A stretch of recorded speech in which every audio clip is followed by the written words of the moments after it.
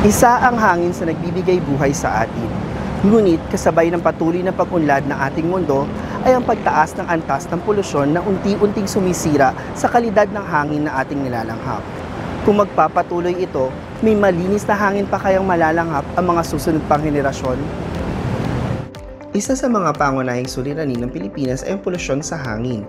Noong 2023, naitala ang average PM 2.5 concentration sa 13.5 micrograms per cubic meter na mas mataas kaysa sa safe level na 10 micrograms per cubic meter na inirekomenda ng World Health Organization o WHO.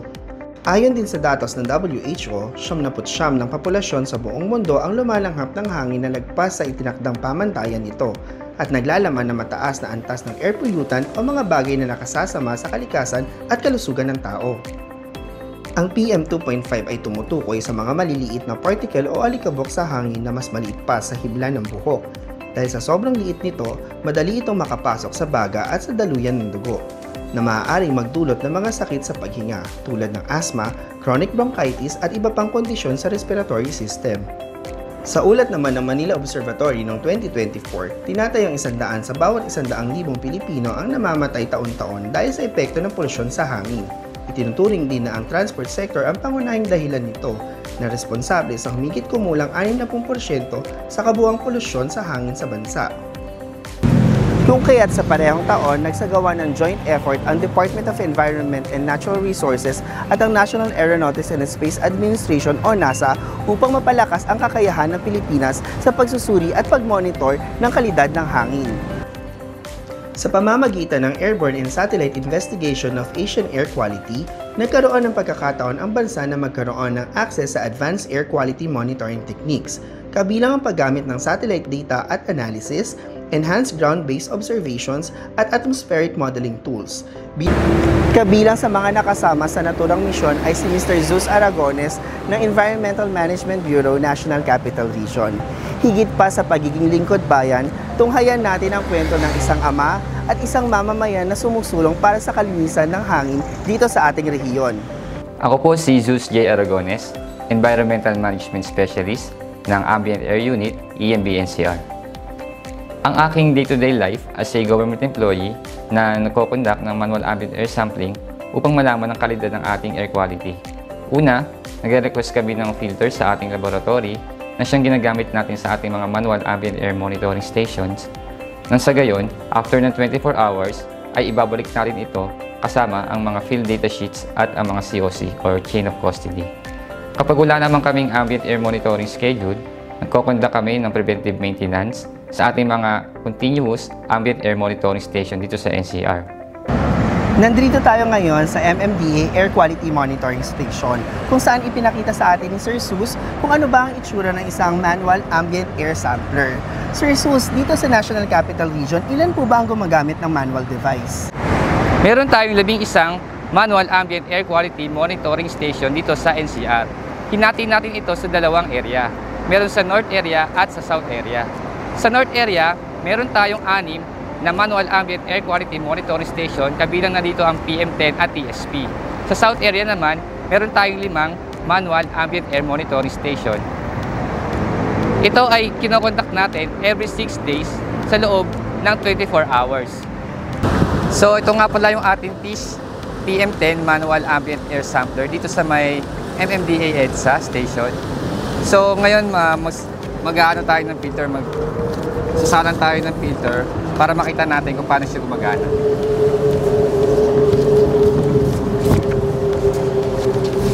So syempre una, iangat muna natin itong hood niya. Nakalock siya, syempre dapat nakalock siya.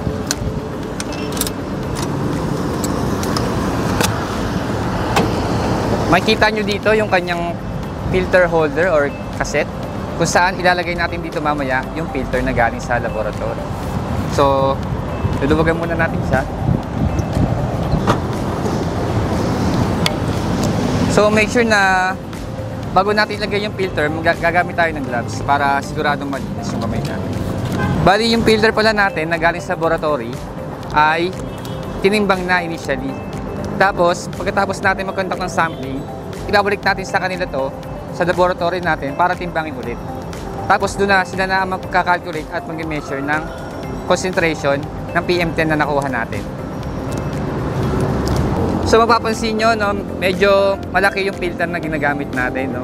Ang size nito ay halos kasing laki ng isang bond paper na masukat na 8 inches by 10 inches. Make sure na tama ang pagkakalagay. Pero hindi pala siyang tamang paglagay. Yung medyo rough na side, yung dapat na nasa ibabaw. At yung medyo smooth, yun na nasa ilalim. Para mas kumapit yung air na makukuha niya sa loob. Ngayon, mabalik na natin itong filter holder.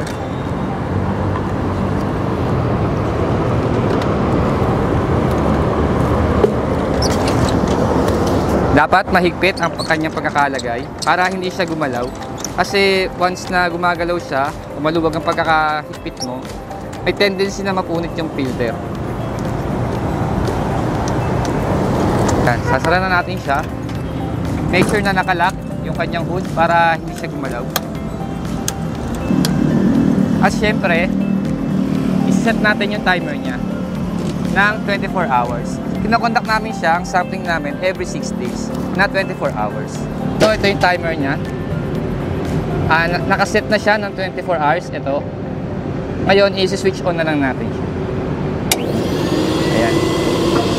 Marinig nyo yung pump, gumagana na siya. Ibig sabihin, humihigop na siya ng hangin. Lock natin. Tapos, babalikan na natin siya after ng 24 hours. Ngayon naman, nandito tayo sa Punturin, Valenzuela kung saan ipapakita ni Sir Sus ang itsura ng isang Continuous Ambient Air Quality Monitoring Station o mas kilala bilang tawag na CAMS. Ganito naman ang itsura ng ating Continuous Ambient Air Monitoring Station. Tara, pasok tayo.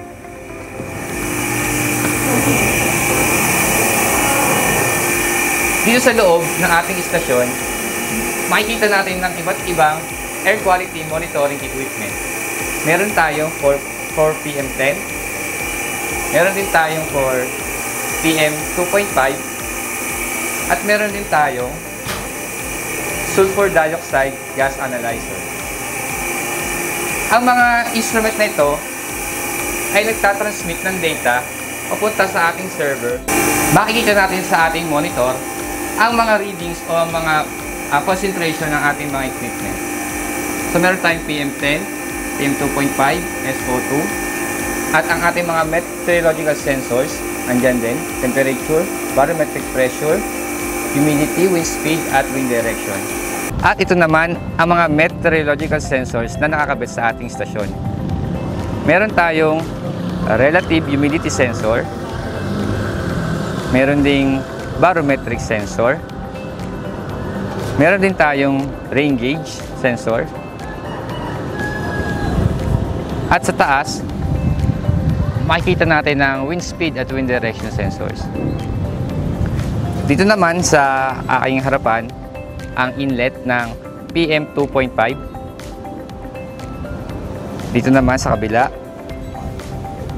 ang inlet ng ating PM10. At sa ating gitna, ang SO2 sampling inlet. Nung unang nalaman ko na isa ako sa makakasama sa NASA expedition dito sa Pilipinas, syempre sobrang tuwa ako. At the same time, kinakabahan din ako at may takot. Kasi wala akong idea kung ano yung gagawin doon, kung sino-sino yung mga kasama doon. So nung nalaman ko na andun sila Dr. James Crawford ng NASA, at nakita ko kung mga equipment nila na ginagamit sa pag-monitor ng air quality, at nagkaroon din ako ng chance na makasama mismo sa actual na collection nila ng data sa mid-air. So sobrang saya at siyempre sobrang grateful ako na nakasama ako sa NASA expedition dito sa Pilipinas. Isa sa mga challenges na na-experience ko sa pag-conduct ng manual ambient air sampling ay yung umaabot kami minsan, magkakaroon kami ng pasok ng Saturday or Sunday. And minsan, pagka holiday, pag tumapat siya sa schedule ng ambient air sampling, papasok kami ng holiday. Maging ito ay Pasko or Bagong Taon. So, yun, minsan naano namin yung time namin sa pamilya namin. So, imbes na magkakaroon kami ng time sa pamilya ng weekends or holidays, binibigay pa rin namin sa trabaho namin.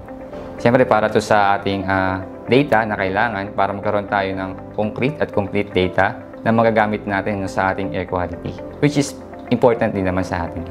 Ang nagpo-push sa akin para ituloy ang aking ginagawa noon sa pagmamonitor ng ating hangin ay siyempre para sa ating kalikasan at para sa ating lahat. Kasi ang data ng ambient air quality natin ay importante.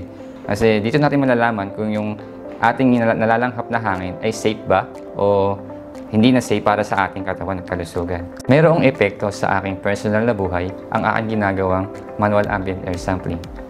Sa kalidad ng ating air quality, makikita natin na kapag polluted ang hangin na nalalanghap natin, ay mas nagkakaroon tayo ng possible na mga chronic diseases or respiratory diseases, which is delikado rin pag nalalanghap ng ating katawan.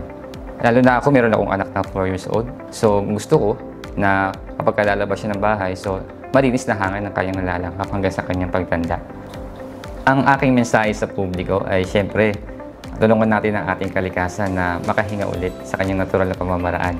Kung meron tayong mga tree planting activities, huwag tayong mahihiyang sumali o mag-join kasi para makatulong sa pag-build ng mga puno halaman sa ating kalikasan. At kung meron tayong mga pupuntahan, kung malapit lang naman, mas maganda kung hindi na tayo gumamit ng sasakyan. Mas maganda kung maglalakad na lang tayo o kaya naman gumamit na lang tayo ng bisikleta as mode of transportation na makakatulong din naman sa ating katawan. Exercise na rin tayo. At syempre kung meron tayong ang mga nakikita sa paligid natin, maging observant tayo. Kung meron tayong mga polluters na nakikita, huwag tayong magtubili na isumbong agad dito sa mga kinauukulan. Nang sa gayon, ma-prevent natin ang air pollution at ma-save natin ang ating Mother Earth. Yun lamang po. Bilang tugon sa lumalalang polusyon sa hangin dulot ng patuloy na industrialization, pagdami ng populasyon at pagtaas ng bilang ng sasakyan sa kalsada, ipinasa noong May 1999 ang Republic Act 8749 o mas kilala bilang Philippine Clean Air Act of 1999. Layunin ng batas na mapangalagaan ang kalidad ng hangin sa bansa at mapataas ang kamalayan ng publiko sa mga negatibong epekto ng polusyon sa kalikasan at sa katawan ng tao. Sa bisa rin ng Philippine Clean Air Act of 1999, naging daan ito upang maging line bureau ang Environmental Management Bureau mula sa pagiging staff bureau nito. Mandato ng opisina ang pagbuo ng mga plano, programa at mga pamantayan para sa pagpapanatili ng kalidad ng kapaligiran, pagkontrol ng polusyon, pangangalaga sa kalikasan at ang pagtitiyak na ang mga ito ay epektibong naipapatupad. Bahagi ng panukala ng batas ang pagtatalaga ng mga airshed batay sa magkatulad na klima, metrolohiya at topografiya na nakakaapekto sa paggalaw at pagkalat ng mga pollutants sa hangin. Upang maging mas epektibo ang pamamahala sa kalidad ng hangin, hinilikha ang Governing Board na responsable sa pagbuo ng Common Action Plan para sa bawat airshed, pagpapatibay ng mga polisiya at pagsumite at publikasyon ng taunang Air Quality Status Report. Patuloy naman na pagsasagawa ng monitoring sa kalidad ng hangin sa National Capital Region, ang EMB-NCR, bilang bahagi ng papatupad ng mga programa para sa malinis at ligtas na hangin. Isa sa pangunahing inisyatibo natin ang ADAPT, an Ambient Air Quality Monitoring Station Program, kung saan nakikipag-ugnayan ng Bureau sa iba't ibang stakeholders upang makapagpatayo ng continuous ambient air monitoring stations na konektado sa Air Quality Network Operating Center. Layunin nito ang makapagbigay ng maasahan at napapanahong datos upang magamit sa pagsusuri at mapalaganap ang impormasyon sa publiko tungkol sa kalidad ng hangin. Huwag natin hahayaan na mawala ng malinis at sariwang hangin ang susunod pang henerasyon. Tandaan natin na ang malinis na hangin ay karapatan ng bawat mamamayan at tungkulin ng bawat isa na ito'y pangalagaan. At ito ang Tinig ng Kalikasan Documentary Vlogs.